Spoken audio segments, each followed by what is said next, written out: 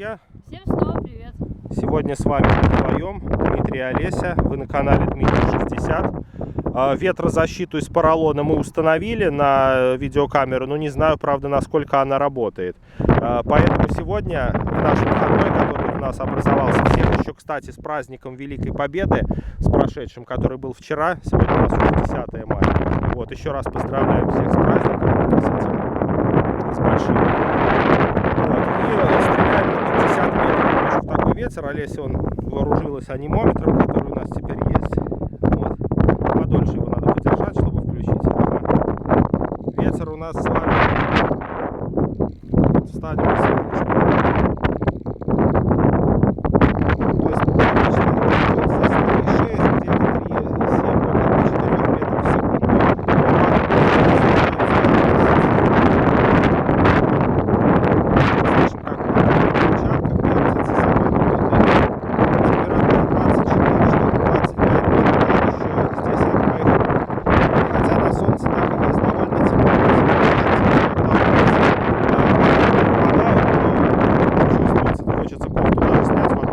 Остаться. Так что может на солнце-то здесь около 25 и есть, потому что по прогнозу 23 сегодня должно было быть. В этом плане, я думаю, не врет.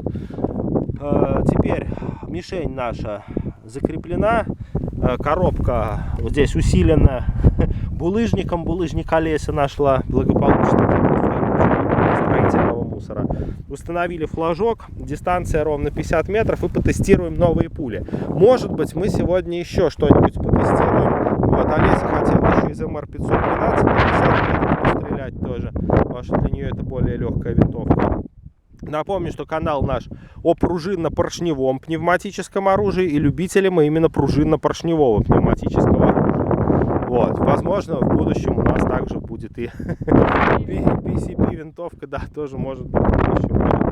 Но основная наша тема — это пружинно-поршневое оружие, поэтому кому она интересна, милости просим на наш канал. Вот, да и просто всем тем, кому интересен активный отдых на природе, чем мы и занимаемся. Видеокамера вторая у нас тоже здесь установлена. Так, сейчас ее включим.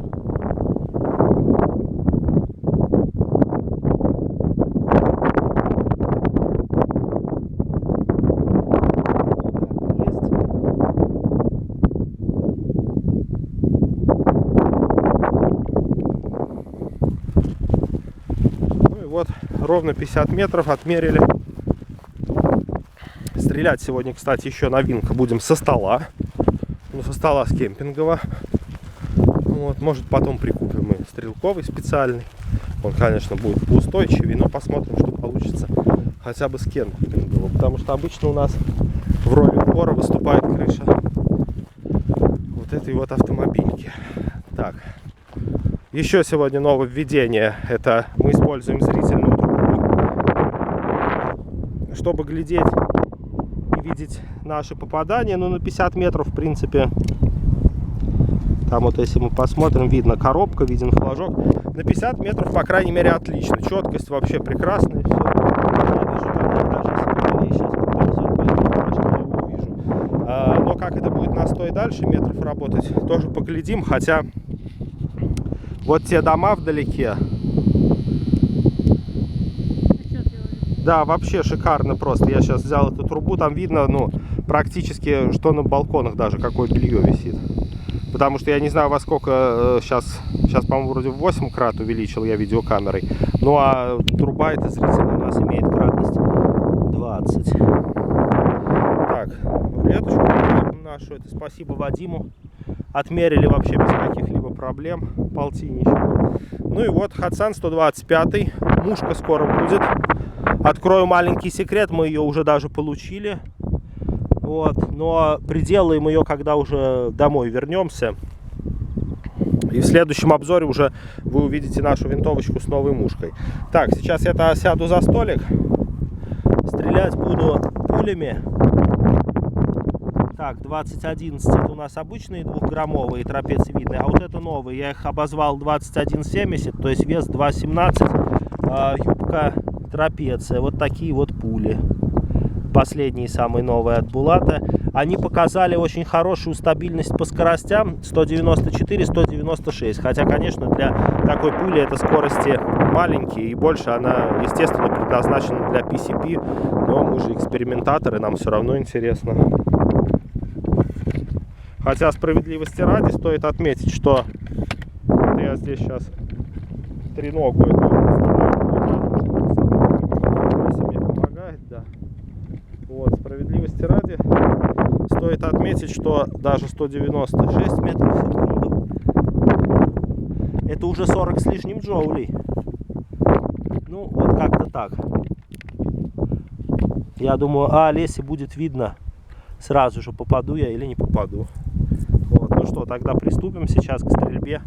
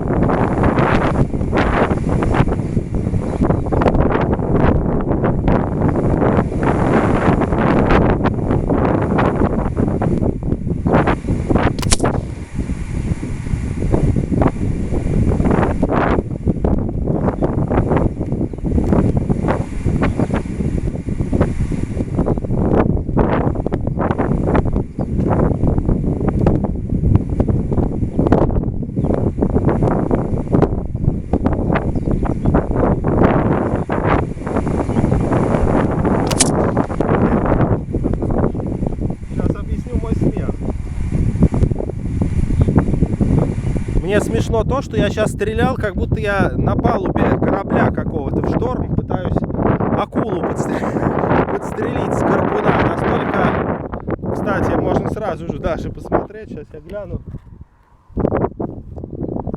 Не вижу, там что-то два куда-то пришли, что-то. Короче говоря, возьмем сейчас маркер, который не здесь, а который в сумочке там ВРКанерской маленькой. И повторим все то же самое, но с крыши автомобиля. Потому что, во-первых, у меня на этих кемпинговых стульчиках задница проваливается куда-то. Я сижу не пойми как, мне ужасно дико неудобно. И я пытаюсь что-то изобразить. Поэтому стол нужен, конечно же, стрелковый. Вот, стол нужен прочный, который не будет от ветерка от малейшего колебаться. Хотя он сегодня не малейший, но... Ну да. 50 метров. Получилось, как мне скажем, неудовлетворительно. На двоечку. Вот. Получилось. Сейчас я сделаю треногу эту опять. Так, получилось у нас на двоечку. То есть это 50 метров. Раз, два. Тут вообще рядышком. 3, 4, 5. Вот оно. С так называемого упора, которого по сути нет. Целился я сюда. То есть по горизонтали, в принципе, средняя точка попадания у нас вот здесь вот как раз и будет. Все нормально. Ну вот давай отметим. Там еще красный у нас был. А красным тогда отметим с автомобиля, как постреляем. Сейчас попробуем с упора. Будет разница или никакой разницы не будет. Так, сейчас вот так вот напишем, что вот это ужас со стола, да, стол. Держи, спасибо. А теперь то же самое, но с крыши автомобиля. Так, включаем вторую камеру. Так. Есть.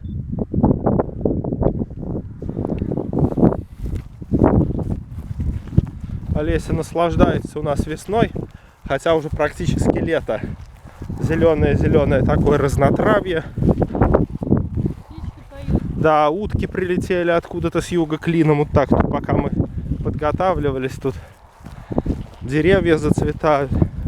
Погода вообще классная, но ветер портит все. Почему я решил все-таки с кемпингового стола? Да потому что я видел такое видео, где человек стрелял с такого стола. Вот. Ну что ж, тогда попробуем сделать все проще.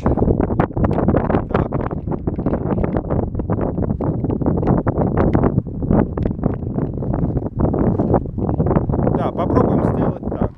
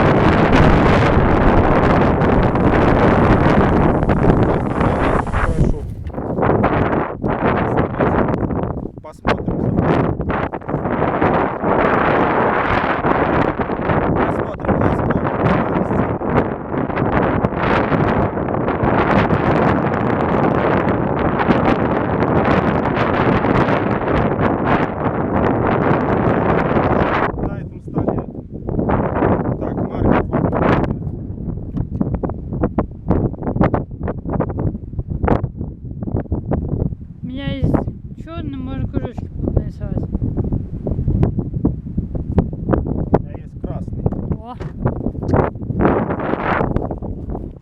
Красный, сейчас отметим кучу с машины. давай мне. Так, держи маркер.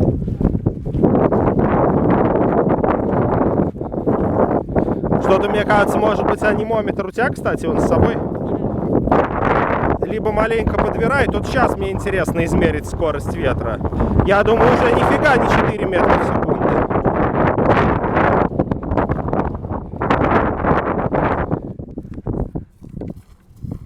Так. Интересная ситуевина. Раз. Да, камеру, кстати, выключу вторую. Чтобы не сажать. Вдруг еще что-нибудь будем. Раз. Так. Два. Три. Четыре, по-моему. Да, здесь потому что... И куда пятый?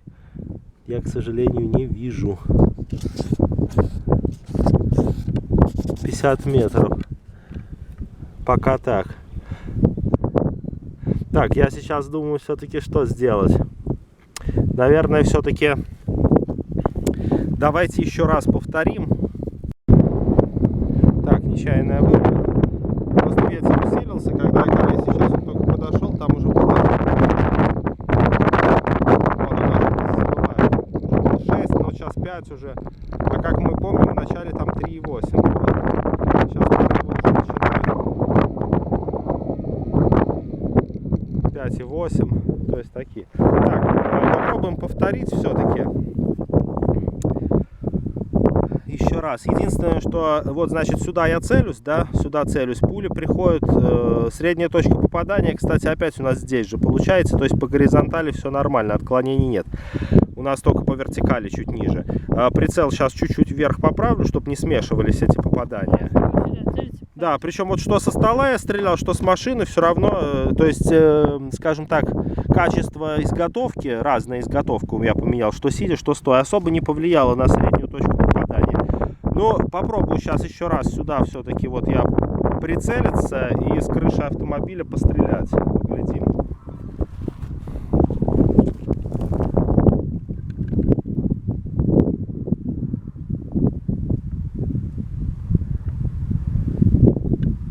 Есть.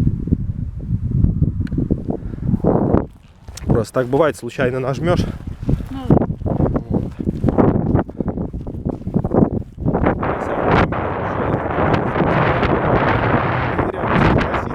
Лучше его, кстати, убирай в кармашек. Объясню почему, потому что он там бедный весь страдает. Зазря. Все равно вращается, да. Ну да, вполне себе удобно. Если хочешь, кстати, сейчас еще можешь попробовать этими традиционными пулями на 50 метров пострелять. Да, которые у нас лучше всего пошли. Потому что стрельба из мурки сегодня не получится.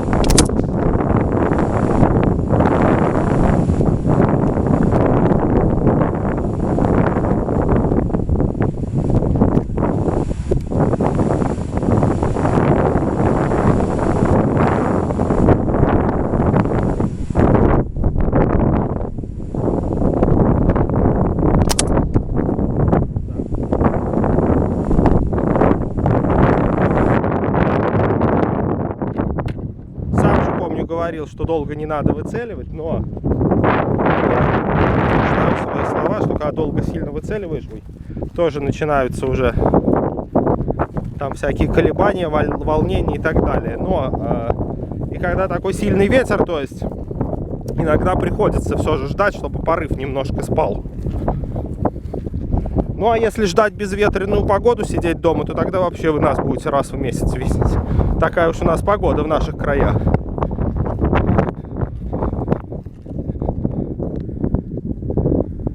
Вот, а я же говорил, что будет лучше, когда ствол свинцуется. Только пятый куда-то ушел, наверное, выше, я так думаю. Олеся все с анимометром у нас играется. А вот видишь, есть такие затишья вообще до полного штиля практически. А температура? Посмотри, пожалуйста, получилось, я думаю, неплохо в этот раз.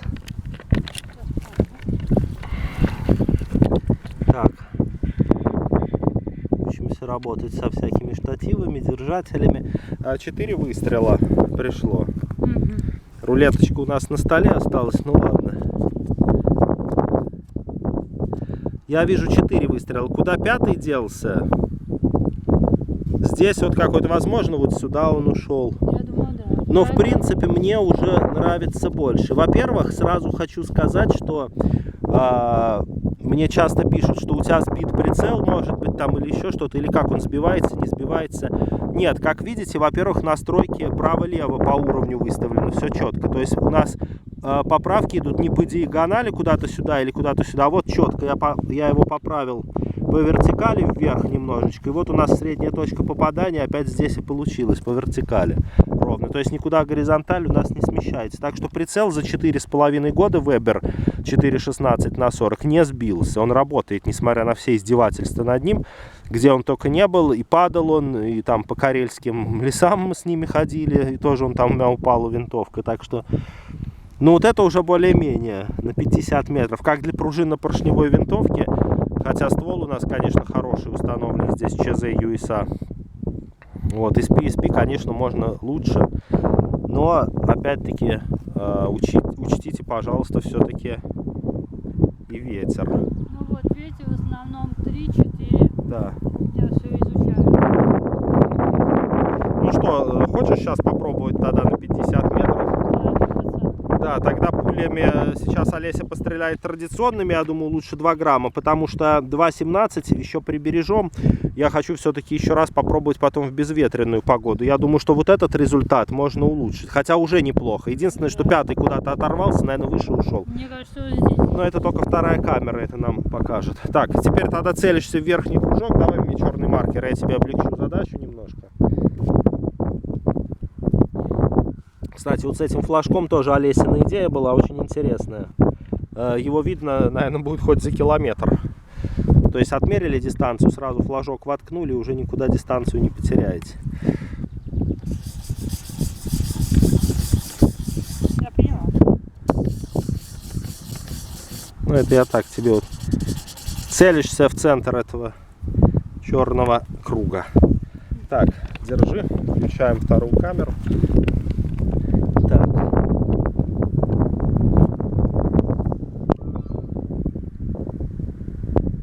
Стреляю со стола, да? Так, есть. Ты хочешь со стола пострелять, попробовать? Давай попробуй, стреляй со стола. Как мы видим, ну, винтовка не так требовательна к хвату, как МР-515, 513М. Там вот, блин, насчет этого, может, из-за того, что она легкая, конечно, что если ты стреляешь, например, даже просто с машины, потом ты просто отвлекся и опять стреляешь с машины, там, ну, с другого угла, уже дико все-таки точка попадания с ТП смещается. В Хадсане такого нет, по крайней мере. Вот. Так, ну что, тогда бери винтовочку. Будешь тогда стрелять со стола.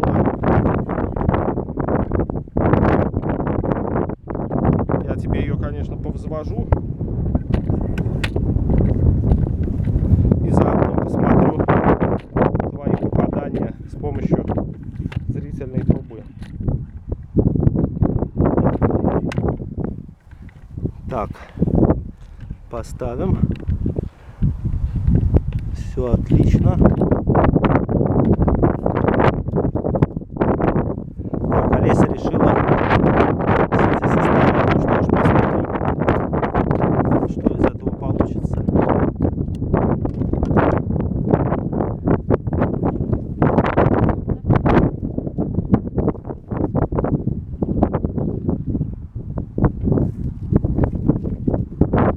Возможно, кстати, пули сейчас полетят ровно 2-граммовые и повыше.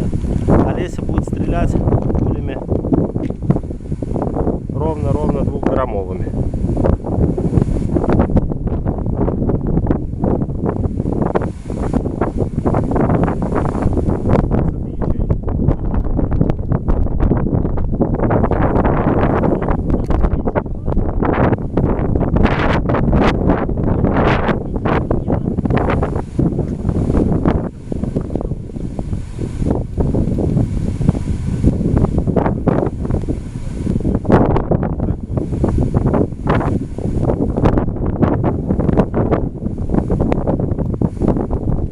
Верхнюю мишень поняла, да?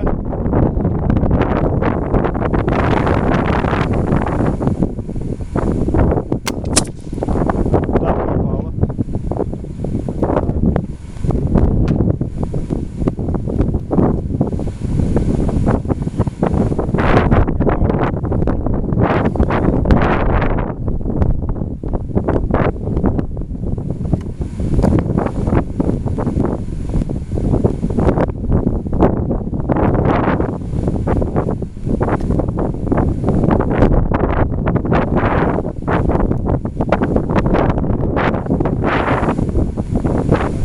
Пока не 6 метров.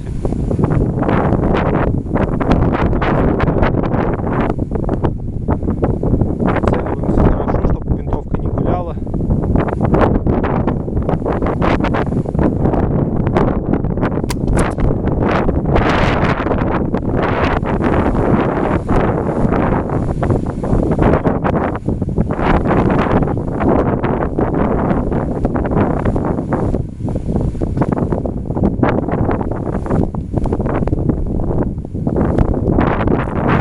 Я говорю, лично мне со стола не понравилось. С такого стола именно, который предназначен для жарки яичницы на природе. Ну а стульчики эти под моим весом вот как-то так. Да.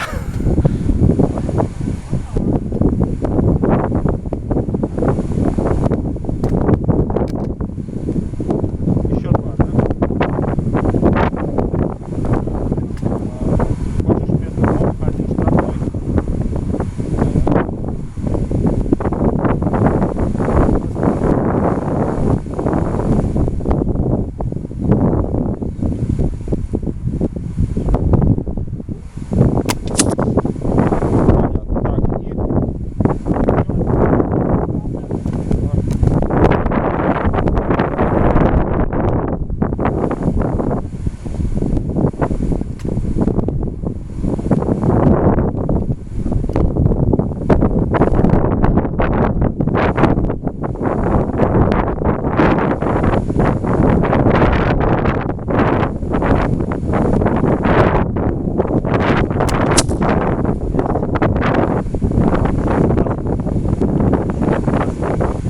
Сейчас погляжу ту самую зрительную.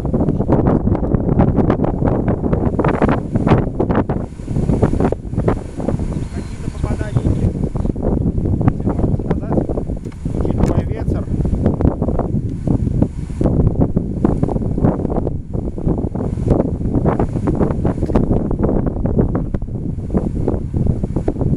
Учитывая ветер, может ты на 50 метров попадешь хотя бы в этот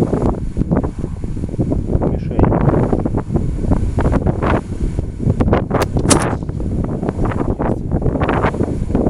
Что у нас Олеся пробила?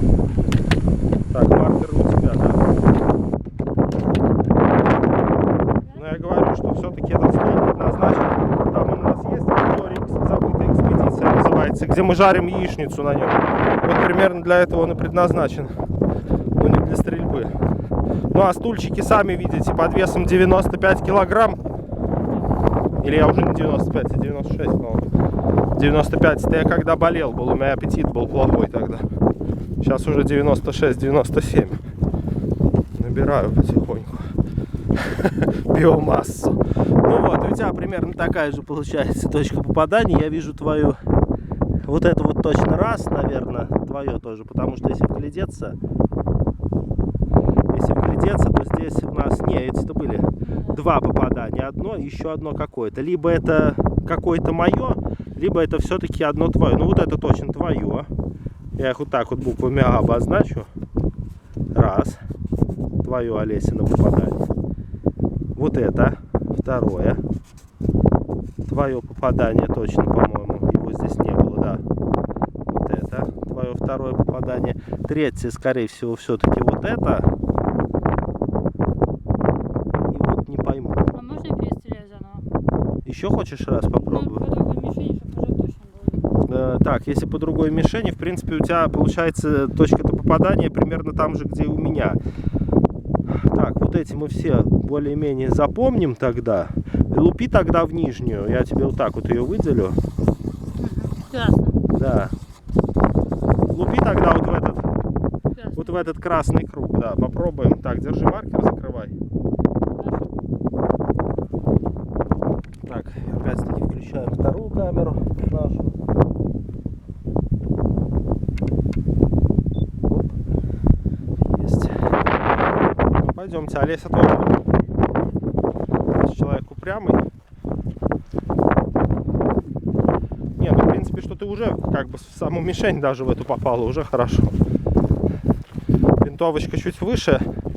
Я ее пристрелял, получается, чем на полтинничек. Но зато, наверное, на сотню будет поправки меньше. Потому что на сотню 2-граммовые-то хочется отстрелять, конечно. 2.17 я не уверен уже, что на таких скоростях это будет дикий миномет. Это все-таки, повторюсь, для PCP. 2-граммовые 200 с лишним полетели, там до 210. Тоже не очень, но по Барракуде помню отлично, что на 100 метров попадать можно, еще энергетики там хватает нормально для каких-то задач.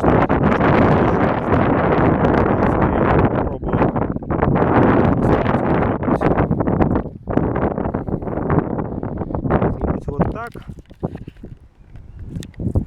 Зрительную пока. Нет, зрительную никак пониже. Ну ладно.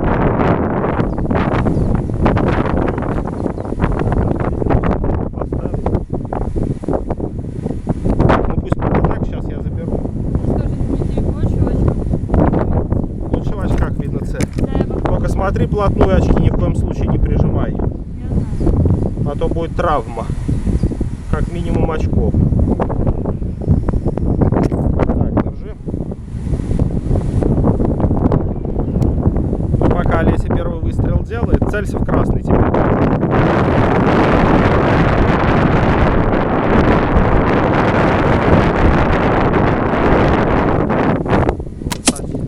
Так, есть. Ой, как все свистит-то, ужас просто. Ребят. Это штатив так свистит. Вот этот сам алюминиевый. Оп. Ну вот. Мы такие режиссеры, стрелки-любители, так что прошу сильно не ругаться.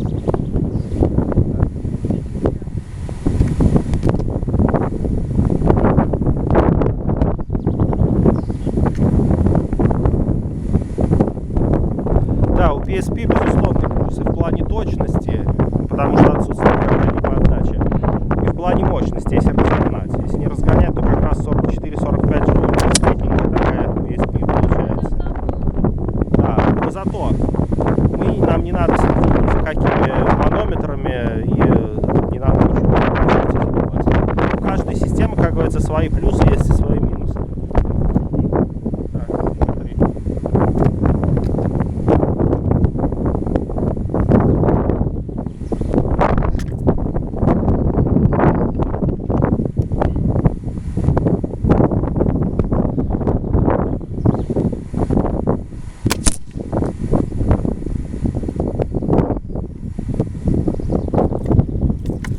Красный, да, лупишь? Да.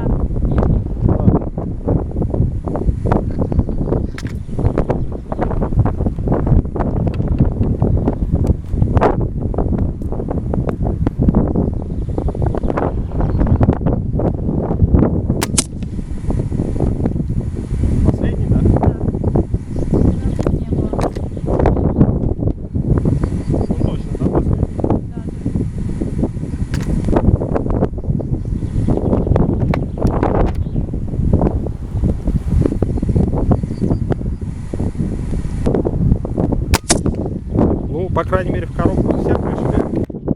Так, сейчас поглядим. Поснимай, пожалуйста, меня.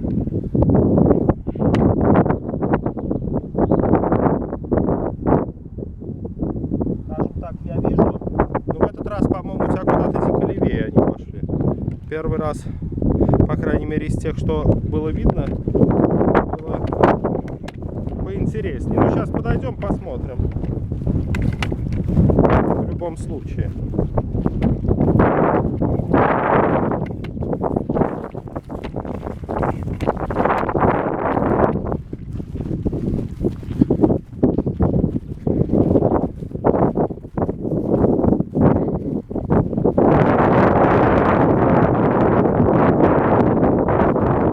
Так. В этот раз ты немножко, наверное, куда-то смазала. Вот, потому что я вижу твои попадания получаются вот, квадратиками обозначим, вот новые попадания, вот, да, Да. Возможно, в очках неудобно. может быть, да, скорее всего, или что-то, ну, короче говоря, 3 вот этих вот я вижу, вот это не знаю, как-то они на 6,35, вот это не похоже, точно вижу 3 и больше не вижу, а целилась ты сюда, у тебя, во-первых, все влево почему-то сместилось в этот раз. Вот эти вот 3. Да я думаю, что хватит, наверное, на сегодня. Вот. Потому что нам надо выбрать с тобой все-таки день будет менее ветреный. И тогда уже нормально постреляем. Вот. Всем пока, подписывайтесь на канал, ставьте лайки, дизлайки, Может быть, мы еще так не на камеру постреляем. Вот, потом поедем домой, установим мушку на Hatsan на наш, покажем, что получилось с мушкой. В целом результаты, как я вижу, ну, для условий, для таких, в принципе, так, ну, неплохо, поохотничьи. Это 50 метров, напомню. Вот, и как бы они, можно сказать, сопоставимы с лучшими 2-граммовыми, как вот было тогда, там что-то 3 на 4 сантиметра мы на 50 метров собрали, и здесь тоже более-менее. Но будем стараться, конечно, и еще лучше. Все, всем пока. Так, ну еще в конце хотелось бы сказать, что, как я уже там упомянул, в полях мушку мы получили с ЗОС Оптика с магазина. Это мушка для Hatsan вообще 55С, 33 и 70.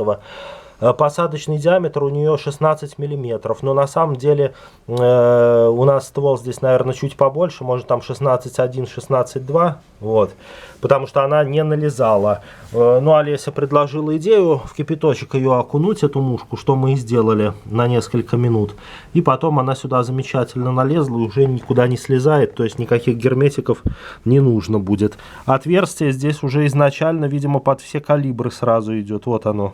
То есть мы ничего здесь не рассверливали. Оно, видимо, сразу идет и под 4,5, 5,5. И вроде 55-я модель или 70-я какая-то из них в 6,35 делается. То есть ничего здесь дорабатывать не пришлось. Просто напрессовали ее и все. Ну и вот общий вид. Сейчас сниму. По-моему, выглядит лучше даже, чем с родным надульником, который здесь был.